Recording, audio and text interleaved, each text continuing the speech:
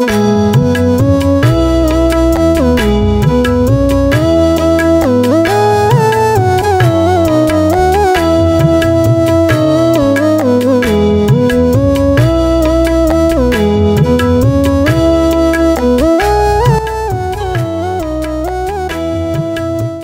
brothers and sisters in the Lord, ప్రభునందు ప్రియమైన సోదరి సోదరులారా, today's verse for our meditation is taken from the book of Psalms 30 verse 12. ఈ రోజు మన ధ్యానం కొరకు 30వ కీర్తన 12వ వచనం నుండి తీసుకొనబడింది. O Lord my God, I'll give thanks unto thee forever. యెహోవా నా దేవా, నిత్యము నేను నిన్ను స్తుతించెదను.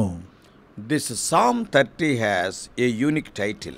ఈ 30వ కీర్తనకి ఒక విశిష్టమైనటువంటి శీర్షిక ఉంది దీనికి. The superscription says that it is a song sung at the dedication of the house of David. మరి ఈ కీర్తన పై భాగంలో రాయబడినటువంటి మాట దావీదు యొక్క గృహ ప్రతిష్టార్పణ గానం అని ఉంది. Though the title indicates that it was written for the dedication of David's palace, ఈ పైన రాయబడిన శీర్షిక దావీదు యొక్క రాజభవనం యొక్క ప్రతిష్ఠించబడే సందర్భాన్ని గురించి రాయబడినా గానీ, but few Bible commentators say that it was actually written prophetically for the dedication of the temple at Jerusalem. కొందరు బైబిల్ వ్యాఖ్యానకర్తల అభిప్రాయం ఏమిటిదంటే, వాస్తవంగా ఇది ప్రవచనాత్మకంగా భవిష్యత్తులో యెరూషలేములో కట్టబడే మందిర ప్రతిష్టార్పణ గురించి రాయబడిందంటారు.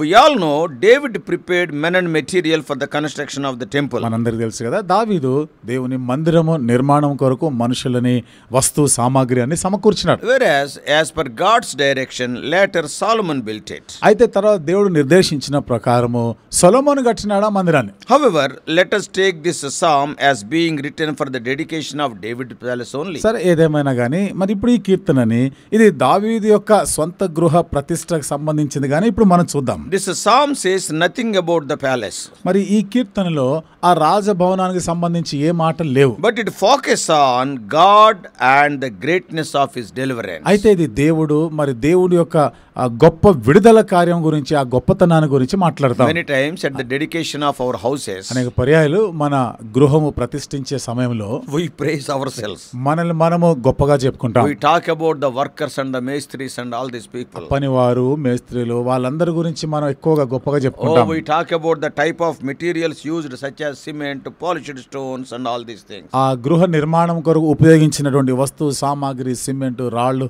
వీటి గురించి మనం ఎక్కువగా We talk చెప్పుకుంటాం. about the architecture, who planned it. తర్వాత దానికి ఈ నమూనా ఎవరు ఇచ్చినారా, ఆ ఇంజనీర్, దాని గురించి మనం చెప్పుకుంటాం. We talk about the electrical appliances from which company we brought. అందులో మనం బిగించినటువంటి ఎలక్ట్రిక్ పరికరాలు ఏ కంపెనీ నుంచి తెచ్చినామో వీటి గురించి చెప్పుకుంటాం. We talk about all the interior decorations. కాబట్టి లోపల ఉన్నటువంటి అలంకరణలు అన్నిటి గురించి మనం మాట్లాడుకుంటాం. But David is not so. అయితే దావీదు అట్లా చెప్పడం లేదు. At the dedication of the house, David wanted God to be praised. గృహ ప్రతిష్ఠత సమయంలో దావీదు దేవుడే ఇక్కడ పొగడబడాలి, ఆయన ఘనపరచబడాలని కోరినాడు. He never wanted praise for himself. He never wanted the people to praise the glory of the building. తనకి మెప్పు గాని, ప్రజలు ఆ కట్టడం గురించి గొప్పగా చెప్పుకోవాలని ఆయన ఎప్పుడు ఇష్టపడలే. It is written about the house of David in 2 Samuel. దావీదు యొక్క ఇల్లు గురించి 2వ సమూయేలు గ్రంథంలో రాయబడింది. In 5th chapter, 5వ అధ్యాయంలో verses 11 and 12. 11, 12 వచనాలు. And also in 1 Chronicles 14.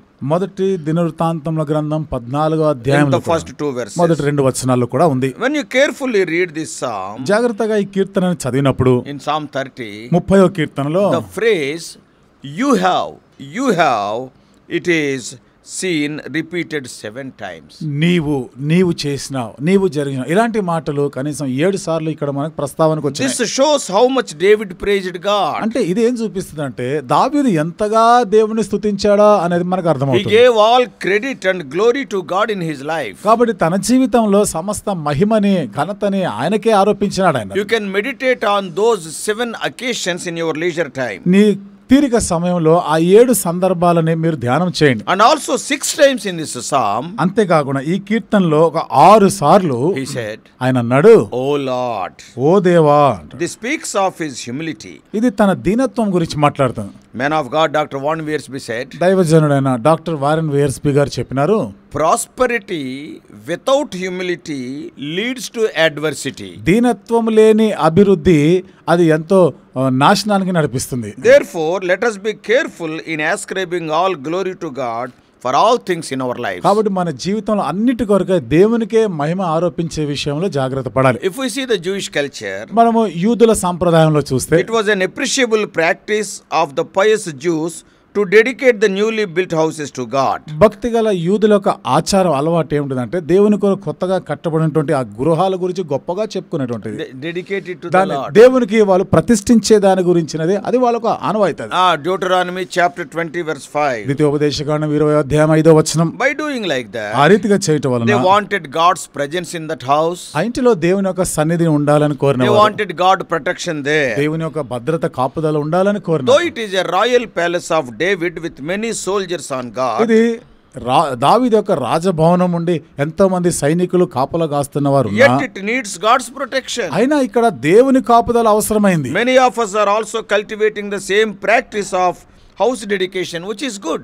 మనలో చాలా మంది కూడా మన గృహ ప్రతిష్ఠ సమయంలో వీటిని మనం ఆచరిస్తూ ఉంటాం, మంచిదే అది. Our houses must be little sanctuaries. కాబట్టి మన ఇల్లు, మన గృహము ఒక చిన్న పరిశుద్ధాలయంగా ఉండాలి. As man of God D.L. Moody said, దైవజనుడు D.L. మూడీ గారు చెప్పిన ప్రకారం our families are miniature churches. మన కుటుంబాలు చిన్న చిన్న సంఘము అంటాడు. God must dwell in our houses. దేవుడు మన ఇళ్లలో నివసించాలి. Spiritual activities like worship, praise, prayer, etc. must be carried out regularly in our houses. ఆత్మ సంబంధమైనటువంటి అభ్యాసాలు తరచుగా మన గృహంలో, అంటే ఆరాధన, ప్రార్థన, వాక్యం ధ్యానించడం, ఇవి జరుగుతుండాలి. Our house must be a temple as long as we live.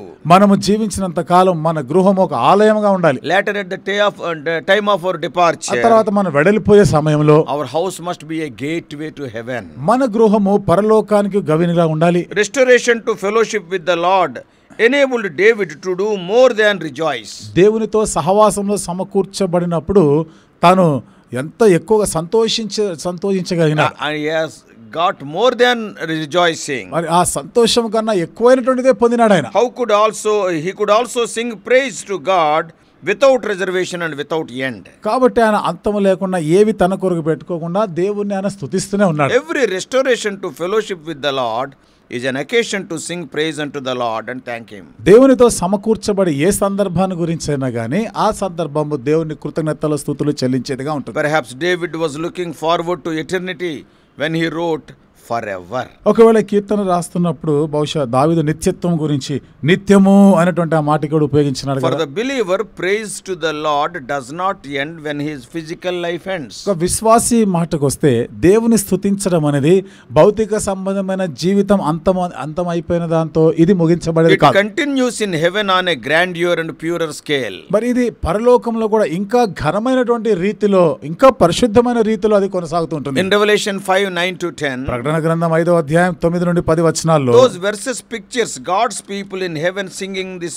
song of praise. ఆ మాటలు దేవుని ప్రజలైన వారు పరలోకములో స్తుతి గానములు పాడుతా ఉన్నారు. What they are singing? ఏమని పాడుతున్నారు? Revelation 5th chapter, ప్రకటన గ్రంథం 5:9 and 10. 9-10 I am reading those two verses. ఆ రెండు వచనాలు కూడా నేను చదువుతున్నాను. Worthy are you to take the scroll and to open its seals, for you were slain, and by your blood you ransomed people for God from every tribe and language and people and nation, and you have made them a kingdom and priest to our God, and they shall reign on earth. ఆ పెద్దలు, నీవు ఆ గ్రంథమును తీసుకొని దాని ముద్రలను విప్పుటకు యోగ్యుడవు, నీవు వధింపబడిన వాడవై నీ రక్తమిచ్చి ప్రతి వంశములోను ఆయా భాషలు మాట్లాడు వారిలోను ప్రతి ప్రజలోను ప్రతి జనములోను దేవుని కొరకు మనుష్యులను కొని మా దేవునికి వారిని ఒక రాజ్యముగాను యాజకులను గాను చేసితివి గనుక వారు భూలోకమందు ఏలుదురని క్రొత్త పాట పాడుదురు. The life of David was full of ups and downs right from his childhood. దావీదు యొక్క జీవితము బాల్యం నుండి కూడా అన్ని ఒడిదొడుకులతో ఉంటుంది. Even in this psalm we can see the same. ఈ కీర్తనలు కూడా ఆ పరిస్థితినే చూస్తున్నాం. He thought that he was so secure, and suddenly his mountain was shaken. ఆయన ఎంత భద్రంగానే ఉన్నాడు అనుకున్నాడు, కానీ అకస్మాత్తుగా తన పర్వతం కదిలించబడింది. And along with that mountain he was also shaken. ఆ పర్వతంతో పాటు తాను కూడా కదిలించబడ్డాడు. Then he prayed, అప్పుడు ప్రార్థన and చేసినాడు. God delivered him from all of his troubles and restored him to the former prosperity. దేవుడు తన కష్టాలు, ఇబ్బందులు అన్నిటిని కూడా విడుదల చేసి పూర్వ వైభవంలోనికి మరలా ఆయన సమకూర్చినాడు. And his prayers were answered, and his mourning was turned to ఆయన dancing. ప్రార్థనకి జవాబు వచ్చింది, దుఃఖము నాట్యముగా మార్చబడింది. That's why some commentators say that David wrote this psalm when he re-entered the palace after the rebellion of Absalom. ఆ కారణాన్ని బట్టి కొందరు బైబిల్ వ్యాఖ్యానకర్తలు ఏమంటారంటే అబ్షాలోము దావీదుకి విరోధంగా తిరుగుబాటు చేసిన తర్వాత మరలా దావీదు తన రాజనగరికి తిరిగి వచ్చినప్పుడు అప్పుడు పాడిన పాట అని చెప్తారు. Due to Absalom's rebellion, అబ్షాలోము యొక్క తిరుగుబాటును బట్టి David left the palace and went on foot weeping to Mahanaim, crossing the river Jordan. దావీదు రాజభవనం విడిచి కాలుకి చెప్పులు లేకుండా ఏడ్చుకుంటూ ఆయన యోర్దాన్ దాటి మహానయంకి వెళ్తాడు. And on the way we know how the octogenarian, that is 80 years old, Barzillai gave some victuals to David to eat. ఆ మార్గంలో 80 సంవత్సరాల బర్జిల్లై అనే అతను దావీదుకి ఎట్లా ఆహార పదార్థాలు ఇచ్చినాడో మనకు తెలుసు. After Absalom's defeat, అబ్షాలోం ఓడించిన తర్వాత and when David returned to the palace, దావీదు రాజనగర్కి తిరిగి వచ్చినప్పుడు some commentators opined that he wrote this psalm. కొంతమంది బైబిల్ వ్యాఖ్యానకర్తల అభిప్రాయము అప్పుడు దావీదు కీర్తన రాసినాడు అని. After God answering his prayer, దేవుడు ఆయన ప్రార్థనకు జవాబిచ్చిన his తర్వాత complaints were turned to praises. ఇప్పుడు ఆయన యొక్క ఫిర్యాదులన్నీ కూడా స్తుతులుగా మార్చబడ్డాయి. God girded him with gladness to the end, so that he might be the sweet psalmist of Israel. ఇశ్రాయేలుకు మధుర గాయకుడుగా ఉండులాగిన దేవుడు సత్యమైనటువంటి ఆ నడికట్టుతో దావీదుని ఆయన అలంకరించాడు. These praises are likely to be everlasting. కాబట్టి ఈ స్తుతులు అనేవి నిత్యత్వం కూడా ఉండేటువంటిగా ఉన్నాయి. Why? ఎందుకు? David says, దావీదు అంటున్నాడు, I'll give thanks unto thee forever. నిత్యము నేను నిన్ను స్తుతించదను. Remember, గుర్తుంచుకోండి, people who praise God can enjoy more of God. దేవుని స్తుతించేవారే దేవునిని ఎక్కువగా వారు అనుభవించగలరు. In other words, మరొక మాటలో God చెప్పాలంటే gives more of himself to the true worshippers. నిజమైన యథార్థంగా ఆరాధించే వారికి దేవుడు తనను తానుగా అధికంగా వాళ్ళకి ఇచ్చుకుంటాడు. ఆయన In worship, ఆరాధనలో not only we offer to God, దేవునికి మనం అర్పించడం మాత్రమే but కాకుండా we receive and enjoy more of him. మనం ఆయన నుండి ఇంకా అధికముగా మనం పొందుతాం. So dear brothers and sisters, కాబట్టి ప్రియమైన సోదరి సోదరులారా, what Jesus has done for us is more than what God did for David. యేసు ప్రభువారు మన కొరకు చేసిన దాన్ని చూస్తే దేవుడు దావీదుకి చేసిన దానికన్నా ఎక్కువైన దాన్ని చేసినాడు. Jesus died for us. యేసు ప్రభు మన కొరకు మరణించాడు. When we are convicted by the Holy Spirit, when he talked to us using the word of God, మనం దేవుని వాక్యం ద్వారా మనతో మాట్లాడి పరిశుద్ధాత్మ ద్వారా ఒప్పించబడినప్పుడు we are convinced and we confessed our sins. మన పాపములను మనము ఒప్పుకున్నాం. And we have become the children of God. మనము దేవుని పిల్లలమైనాం. So we must love him more. కాబట్టి మనం ఆయనని ఇంకా అధికముగా So ప్రేమించాలి. let us run to the house of God కాబట్టి దేవుని మందిరానికి పరిగెత్తుకొని and వెళ్దాం. praise and worship him. అక్కడ ఆయన స్తుతిస్తాం, ఆయనను ఆరాధిస్తాం. By doing so, we will be blessed in a special way. ఆ రీతిగా చేయటం వలన ప్రత్యేకమైనటువంటి తరహాలో మనం A ఆశీర్వదించబడతాం. new joy will be ours. ఒక నూతన సంతోషం మనదవుతుంది. A greater revelation will be given to us. గొప్పదైన ప్రత్యక్షత మనకి అనుగ్రహించబడుతుంది. May God help us. దేవుడు మనకి సహాయం చేయనుగా. Shall we pray? ప్రార్థన చేసుకుందాం.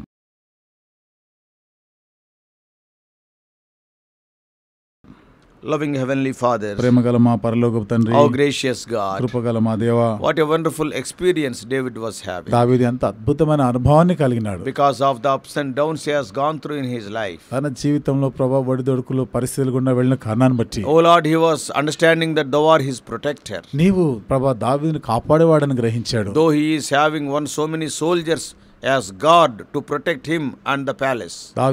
దావీదు రాజనగరిని కాపాడేదానికి ఎంతమంది సైనికులు ఉన్నా గానీ, కాపలదారులు ఉన్నా గానీ, but he looked unto you for the true అయితే security. నిజమైనటువంటి భద్రత కొరకు నీ వైపే చూసినాడు. Our safety is in Lord Jesus ప్రభా, Christ. మా యొక్క క్షేమము, మా భద్రత యేసుక్రీస్తు ప్రభునందే ఉంది. The more you prosper us, help us to be more humble. మమ్మల్ని ఎంతగా ప్రభాను వృద్ధిలోనికి తెస్తే అంత ఎక్కువగా మేము దీనులమై ఉండేదానికి Thank thee సహాయం for చేయండి. turning our mourning into joy. మా దుఃఖము సంతోషముగా మార్చినందుకు వందనాలు. Help us to be faithful unto thee for all the gifts you have given unto us, even for our own life and salvation. దేవా, మీరు మాకు అనుగ్రహించినటువంటి ఈవులన్నింటిని బట్టి మా రక్షణ కొరకై ప్రభు మీరు మీ ప్రాణం అర్పించారు, దానికై మేము ఎప్పుడు కృతజ్ఞులమై ఉండేదానికి సహాయం Throughout చేయండి. this day, O Lord, help us to worship thee time and again. ఈ దినమంతా కూడా పదే పదే మిమ్మల్ని ఆరాధించేవారుగా చేయండి. Because the price paid by you for our redemption, we cannot describe with our words. ఎందుకనగా మా విమోచన కొరకే నువ్వు ఏదైతే క్రయం చెల్లించినావో అది మాటలతో మేము వివరించలేనిది. Christ died for me. క్రీస్తు నా కొరకు మరణించాడు. Lord, I praise you. దేవా, నిన్ను I స్తుతిస్తున్నాను, worship you. నిన్ను ఆరాధిస్తున్నాను.